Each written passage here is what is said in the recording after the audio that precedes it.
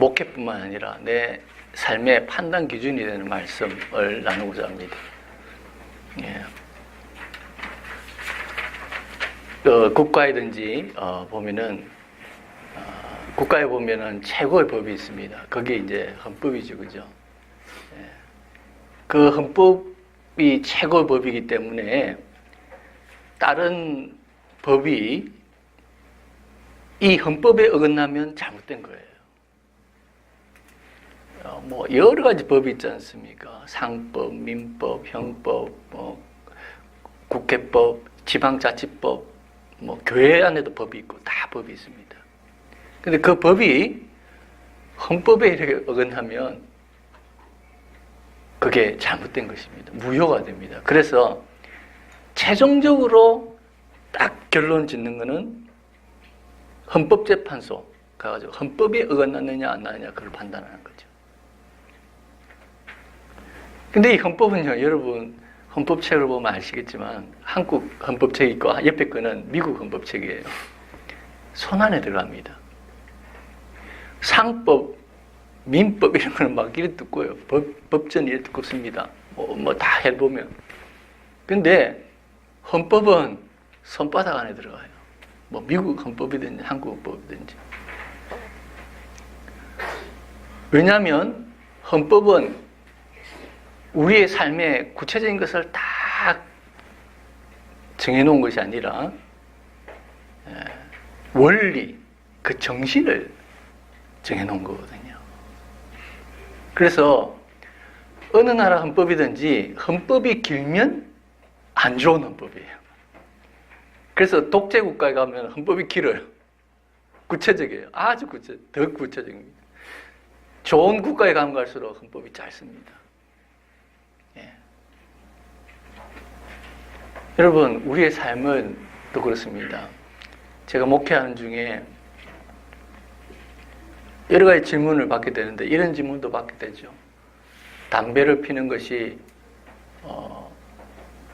성경의 죄입니까? 근데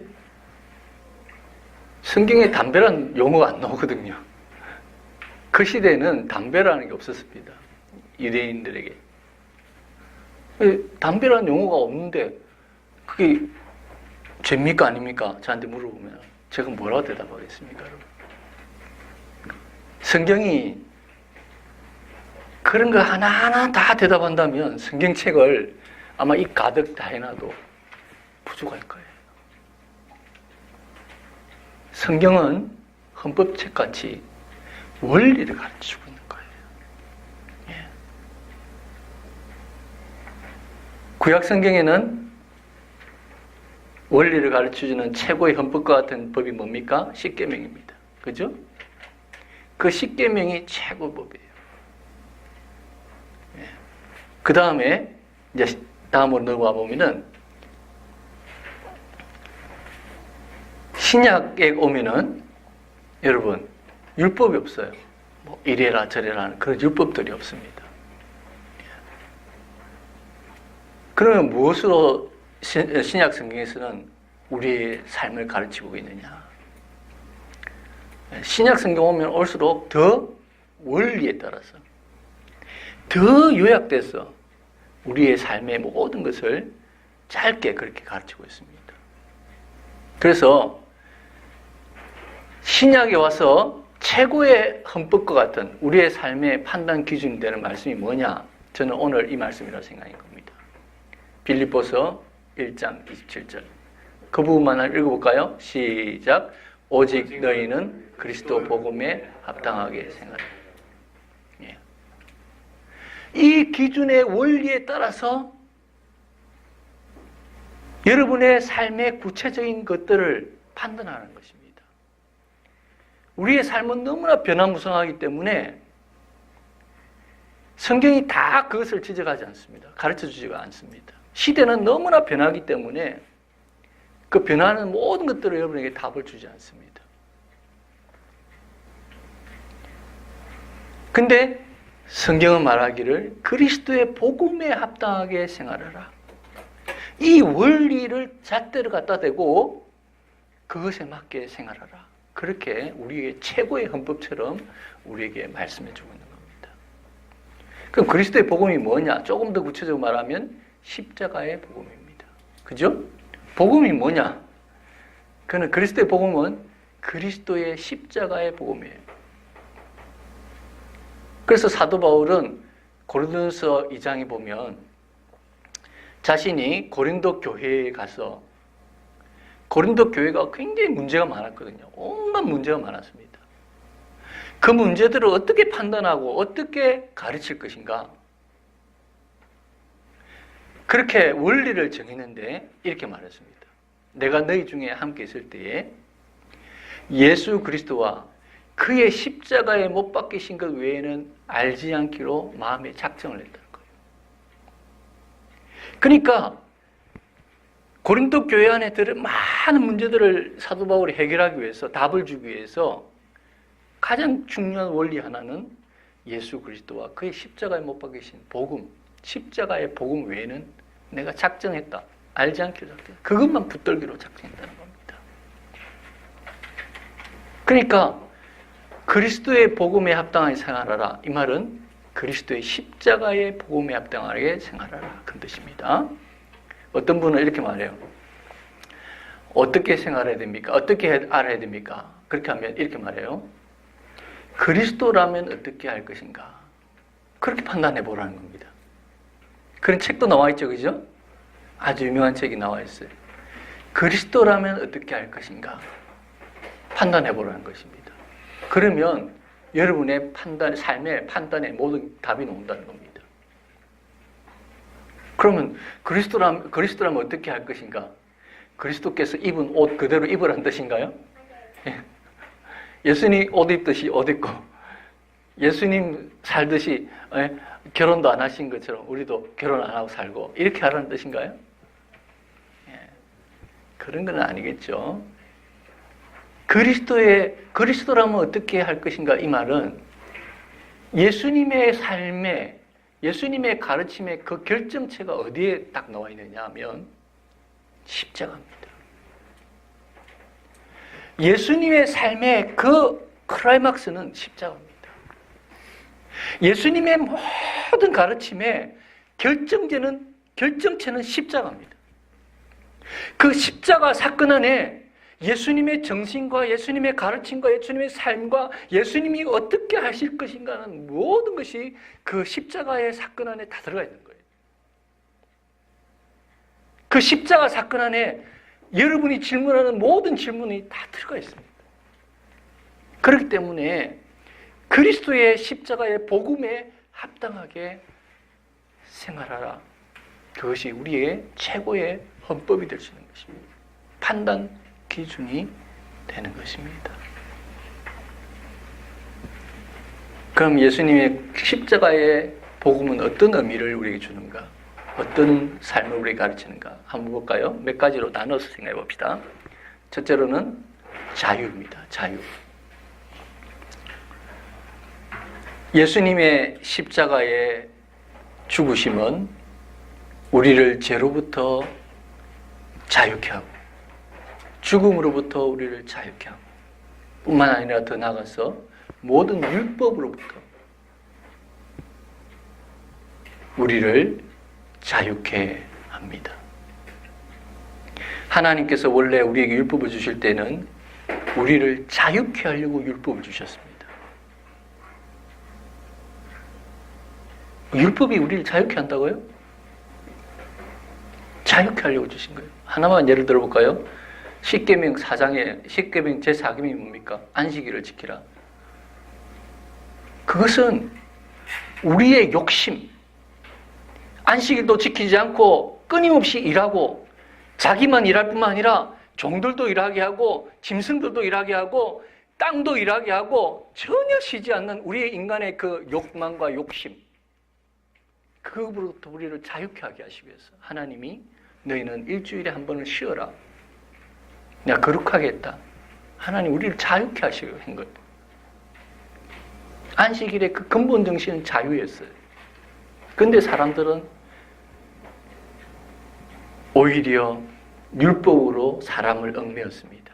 안식일 날 뭐 이삭을 잘라 먹으면 안 되고 걸어다니 차를 타면 안 되고 뭐 하면 안 되고 뭐 하면 안 되고 뭐 하면 안 되고 안식일을 지키는 수십 가지 수백 가지의 율법을 더 만드는 거예요. 그래가 어겼다. 야, 너는 율법을 어겼어. 너는 안식일을 어겼어. 너는 죄인이야. 예수님을 향해서도 뭐랬습니까? 당신은 안식일을 어겼어. 죽어야 돼. 예수님을 죽이는 죄목 중에 하나가 안식일을 어겼다는 것이었습니다. 안식일의 주인 되신 예수님을 안식을 어겼다고 죽이는 거예요. 사람들은 율법을 만들어서 끊임없이 얽매이는 것입니다. 그래서 예수님은 그렇게 말씀하셨습니다. 너희들은 무거운 짐을 묶어 사람의 어깨에 지우되 자기는 이것을 손가락 하나도 지키지 않는다. 율법을 만드는 사람들에 대해서 하신 말씀입니다. 율법사들에게 하신 말씀입니다.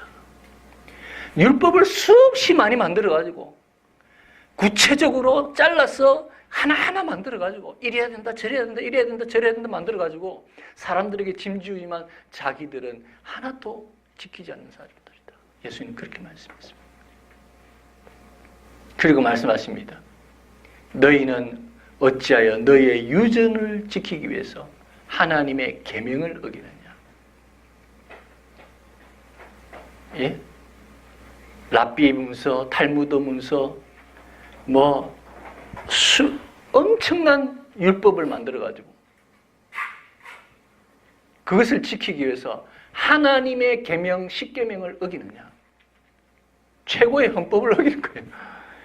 저 지방자치단체법을 만들어가지고 지키기 위해서 헌법을 어기버린 거예요. 그런 식이다. 예수님 말씀하셨어요.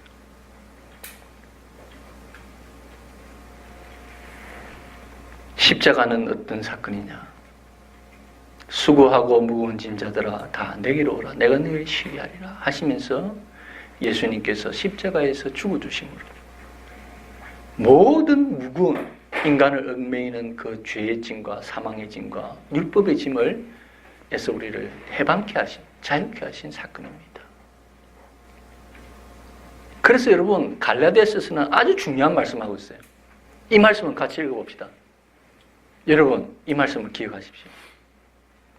같이 읽겠습니다. 그리스도께서 우리로 자유케 하려고 자유를 주셨으니 그러므로 굳세게 서서 다시는 종의 멍에를.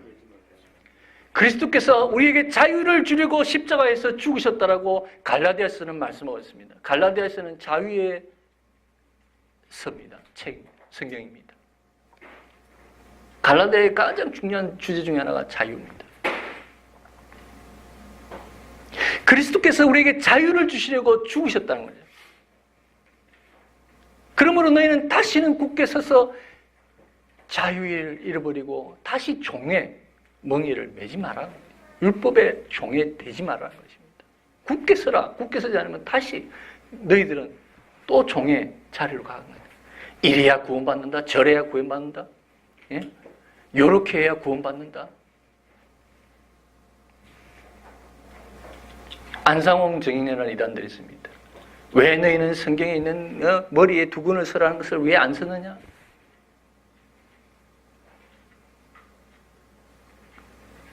그 다음에 또 그렇게 말합니다. 그들은 안식일을 왜 지키지 않느냐?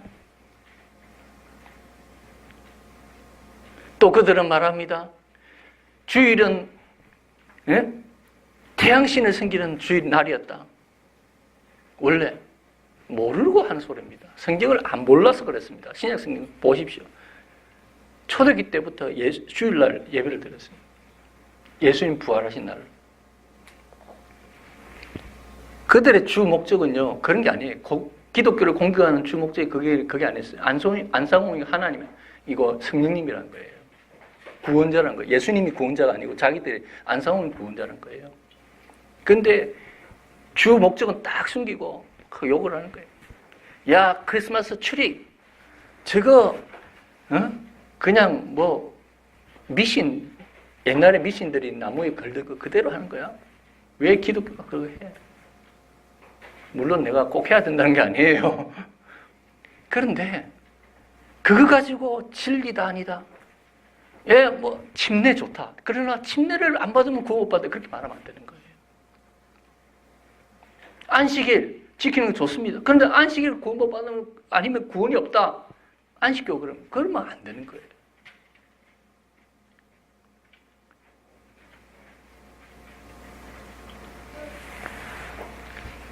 예수님의 십자가는 우리에게 자유를 줍니다. 뭐 바코드를 받으면 구원 못 받는다. 바코드 안 받으면 좋죠. 여러분 안 받도록 조심하십시오. 그러나 거기에 구원이 있는 게 아니에요. 구원은 예수 그리스도 십자가에 있습니다. 복음에 있습니다. 제가 아까 판단 기준이라고 했죠. 복음의 합당. 복음이 우리의 구원의 기준이지. 뭐 바코드를 찍느니 뭐 베리칩을 몸에 넣느니 안 넣느니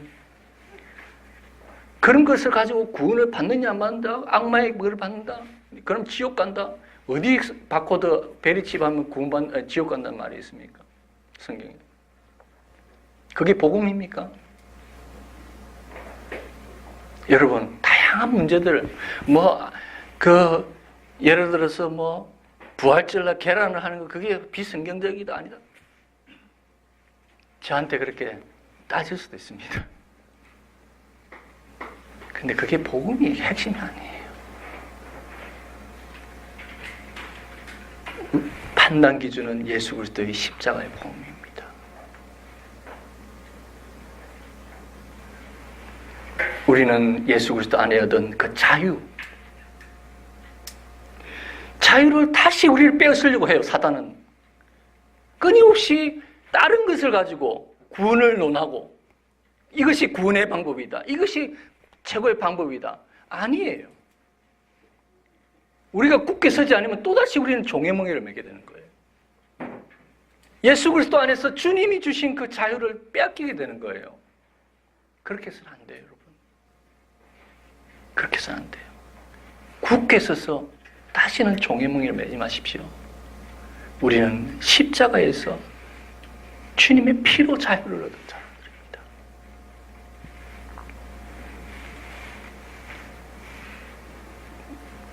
두 번째로 넘어가 보겠습니다. 복음은 낮아져서 종으로 섬기는 것입니다. 이렇게 사도 바울이 예수 그리스도의 십자가는 자유라고 외쳤습니다. 갈라디아서에서. 그러니까 사도 바울을 공격하는 사람들이 많이 생겼습니다. 사도 바울을 당신은 모든 율법을 지키지 말라고 했어. 사람들이 방종하고 방탕하고 율법을 폐기하는 율법 폐기론자다. 당신이 율법 폐기론자가 됐기 때문에 사람들을 아주 방탕한 사람, 방종의 사람으로 몰아넣었다. 그렇게 사도 바울을 공격했습니다. 그때 사도 바울은 이렇게 변증을 합니다. 예수 그리스도의 십자가는 자유가 맞다. 그러나 십자가의 그 자유를 진정한 경험한 사람은 방종하지 않는다. 방탕하지 않는다. 오히려 그 자유를 스스로 절제하고 스스로 부인하고 종으로서 섬기게 된다. 진정 예수 그리스도의 그 십자가의 자유를 경험한 사람은 종의 삶을 살게 된다. 그렇게 외치게 되는 것입니다. 그래서 갈라디아서 아주 중요한 말씀이죠. 읽어봅시다. 형제들아, 너희가 자유를 위하여 부르심을 받았으나 그러나 그 자유로 육체의 기회를 삼지 않고 오직 사랑으로 종노릇하라. 너희가 자유로 부름을 받았다. 그러나 그 자유로 육체의 방종과 방탕과 죄의 타락의 그 기회로 삼지 말고 스스로 종이 되어서 스스로 다른 사람을 섬기는 그런 삶을 사는 것이다. 그것이 십자가가 준 진정한 자유다. 그렇게 말씀하고 있습니다. 동의가 되십니까, 여러분? 예수님께서는 저번 주에도 말씀 나누었죠. 하나님이시면서 스스로 모든 영광과 모든 것을 버리시고 가난하게 되셨습니다. 그 다음 장 볼까요? 빌립보서 2장. 예수님의 그 마음은 하나님의 본체이셨습니다. 그러나 우리를 사랑하셔서 그 모든 영광을 버리고 자기를 부인하고 비우고 낮아지셨습니다. 그것이 성탄의 의미입니다.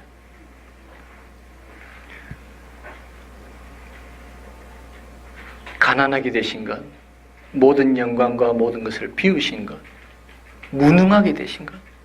야, 십자가에서 내려와봐라. 네가 정말 하나님 아들이라면 한번 내려와봐라. 네가 정말 돌로 떡을 한번 만들어봐라. 그때 예수님이 무능하게 되셨어요. 안 하셨습니다. 그대로 십자가에 처절하게 돌아가셨습니다. 능력 있으시지만 가난하게 되시고 자기의 주장과 자기의 자아를 다 부인하시고 아버지여 내가 원대로 마옵시고 아버지의 뜻대로 되기를 그렇게 자기를 부인하시고 결국에는 십자가에서 그렇게 처참하게 우리를 위해서 낮아지셔서 죽어주신, 그래서 무덤에까지 낮아진 그게 종의 삶, 낮아짐의 삶, 십자가의 정신입니다. 앞으로 가봅시다. 예수님이 이렇게 말씀했습니다.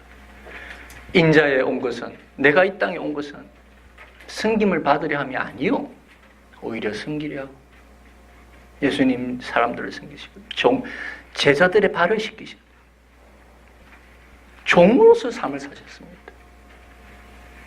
낮아지시고 낮아지셔서 결국에는 많은 사람들의 대속물로 십자가의 제물이 되기 위해서 내가 왔다고 말씀했습니다. 십자가의 정신은 그렇게 모든 자유를 가졌지만 그 자유를 부인하고 종으로서 살아가는 그 십자가에서 희생제물이 되는 그것이 십자가의 정신이고 그리스도의 복음의 정신입니다. 그래서 사도 바울의 가르침이 틀렸습니까? 자유하지만 자유를 육체의 계로 삼지 않는 스스로 종으로서 삶을 살아가는 그것이 십자가의 삶이라는 것입니다.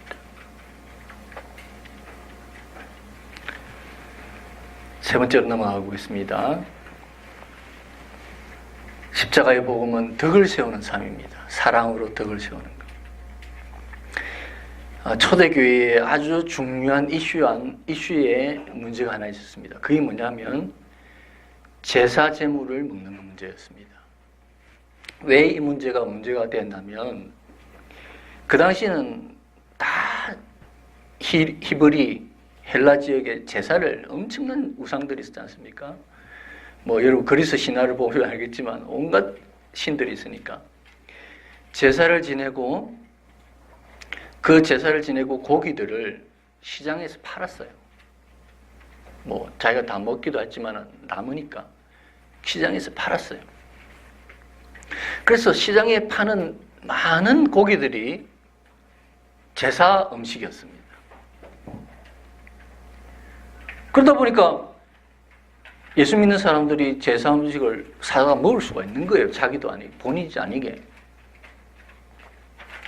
근데 이 시장에서 음식을 사 먹는 거 가지고 문제가 됐습니다. 야, 제사 음식을 먹었니 안 먹었니 교회 안에서 막 논쟁이 벌어졌습니다. 야, 그 제사 음식을 먹어도 되니 안 되니 막 논쟁이 벌어졌습니다. 그거는 성경에 어긋나니 안 어긋나니 이래가지고 막 교회가 막 갈라지고 막 어려운 문제가 생겼어요.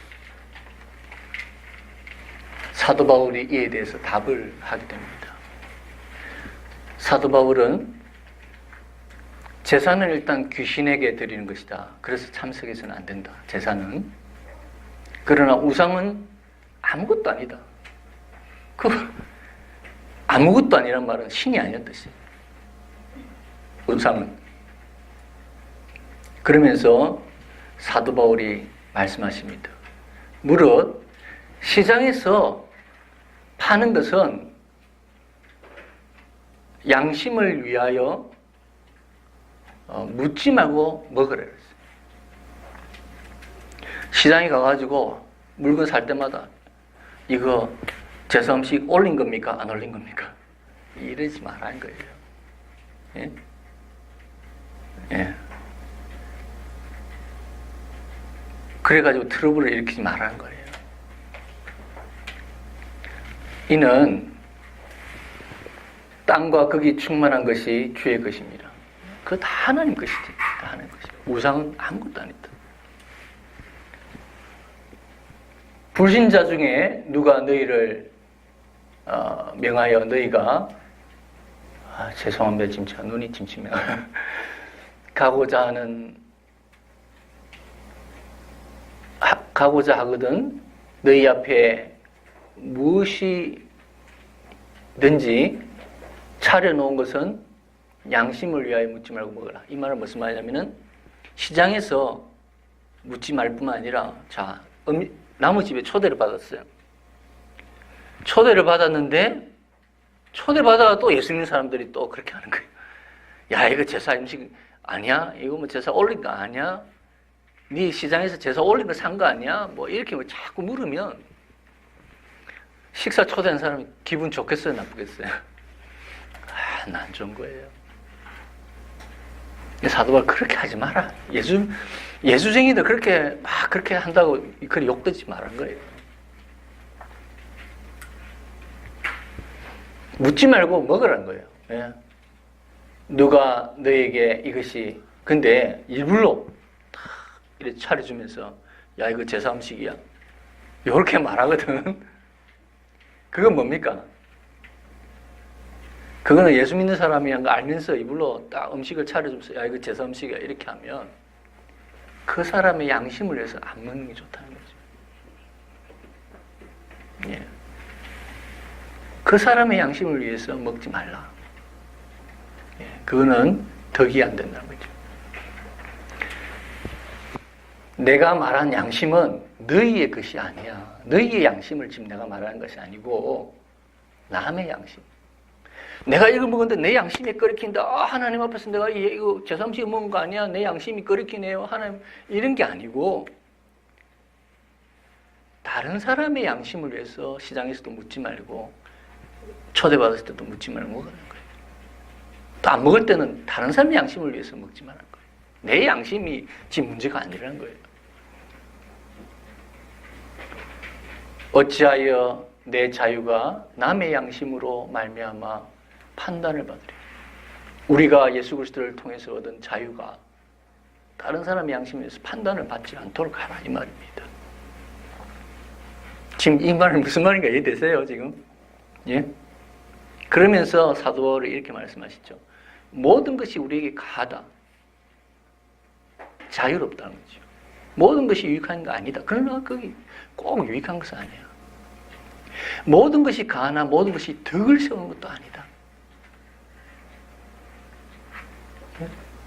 이 말이 이해되세요? 굉장히 어려운 말씀이죠, 사실은. 너희는 그 덕이라는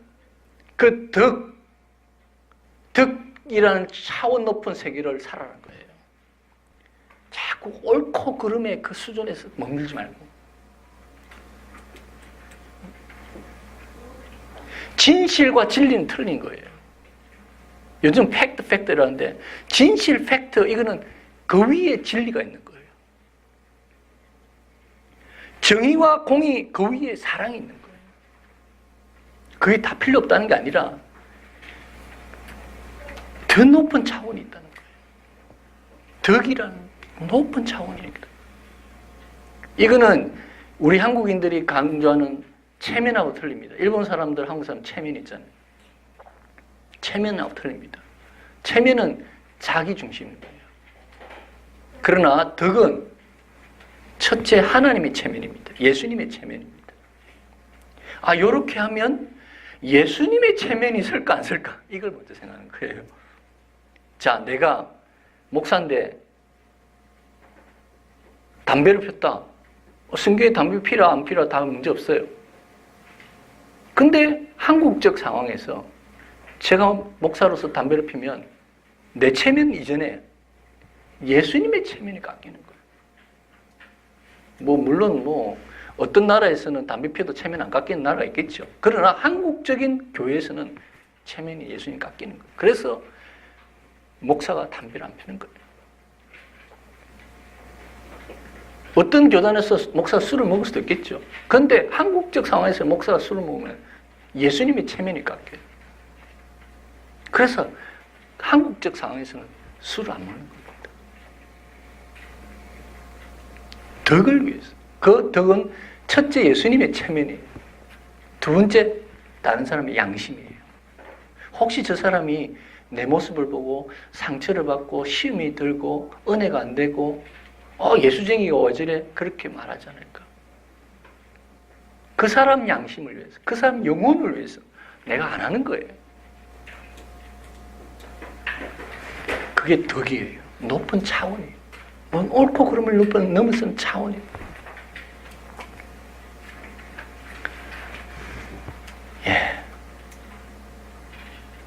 덕을 세우는, 사랑으로 덕을 세우는 삶 사시기 바랍니다. 마지막 한 가지만 더 합시다. 화목을 위해서 희생하는 삶이다. 그렇게 했습니다. 제가 가장 감격하는 단어 중에 하나는 화목이라는 단어입니다. 화평이라는 단어입니다. 화해라는 단어입니다. 생각해 보세요, 여러분. 어떤 갈등을 하는 두 사람이 화해할 때 얼마나 감격적입니까? 어떤 두 원수가 있습니다. 그 원수가 화해할 때 얼마나 감격적입니까? 그것만큼 감격적인 게 없습니다. 저는 이 세상에 가장 아름답고 가장 감격적인 단어가 있다면 화해라고 말하고 싶어요.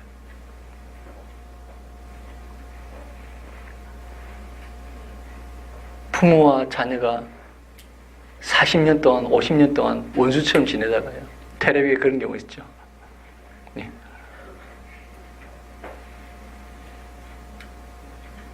(40년) 만에 엄마하고 딸하고 화해한 거예요. 아예 막 얼굴도 안 봤는데 같이 사는데도 쳐다보지도 않아요.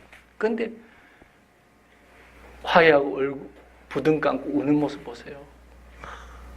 이 세상에 가장 아름다운 단어는 화해다.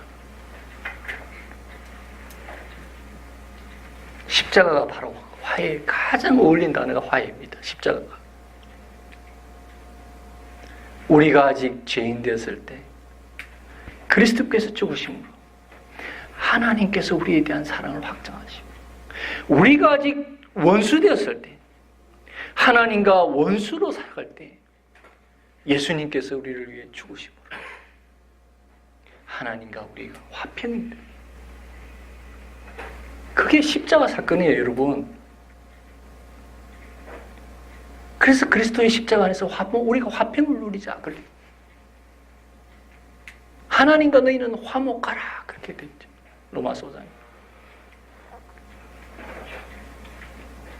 십자가의 복음에 가장 어울리는 단어는 화해입니다. 화해. 깨어지고 갈라지고 원수가 된 그 관계가 하나가 되는, 율법과 복음이 하나가 되는, 구약과 신약이 하나가 되는, 종과 주인이 하나가 됐어요. 복음 안에서. 그 당시에는 종과 주인은 상종도 안 했죠. 물건이었잖아요. 그런데 교회 안에서는 형제가 됐습니다. 왜 그리 됐습니까? 예수 그리스도 십자가 안에서 하는 화해가 이루어지는 거죠. 신학적으로 에베소서 2장에 말씀하고 있습니다. 그는 우리의 화평이신지라. 예수님을 말합니다. 둘로 하나를 만드사 중간에 막힌 것을 허셨다고 했습니다. 원수된 것에 음운에 속한 계명의 율법을 자기 육체로 폐하셨다고 했습니다. 모든 갈라진 원수된 것들을 다 예수님은 허시고 하나 되게 하십니다. 이는 이 둘로 자기 안에서 한 세 사람을 지어 화평하게 하시고 또 십자가로 이 둘을 한 몸으로 하나님과 화목하게 하려 하심이라. 원수된 그것을 십자가에서 소멸하셨다. 그렇죠? 십자가는 화목, 화평, 화해입니다.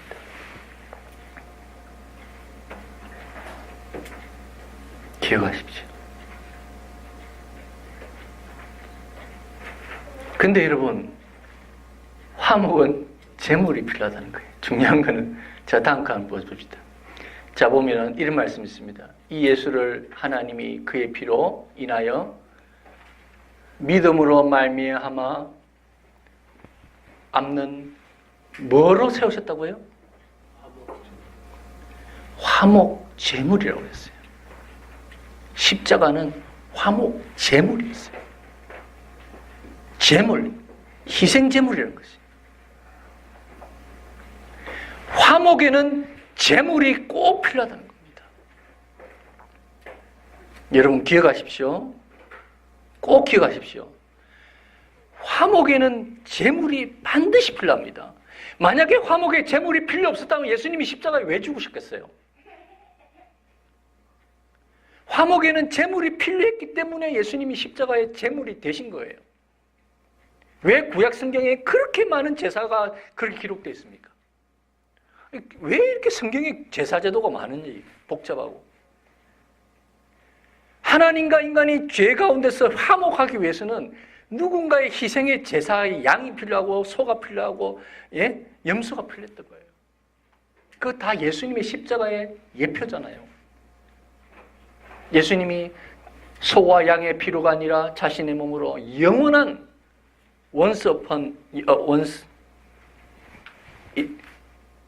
뭐라고 합니까 이거를? once all? 멋진 용어인데 내가 이제 먹었어요. 한 번에 영원한 제사를 지냅니다. 히브리서 9장에 나와 있어요. 염소와 양의 피가 아닌 예수님 자신의 피로 화목 제물이 되셨어요. 화목에는 반드시 제물이 필요합니다. 누군가의 희생이 필요합니다.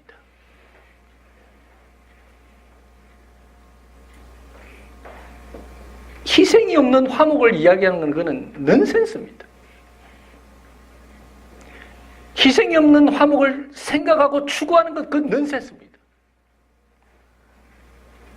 자기를 속이는 겁니다.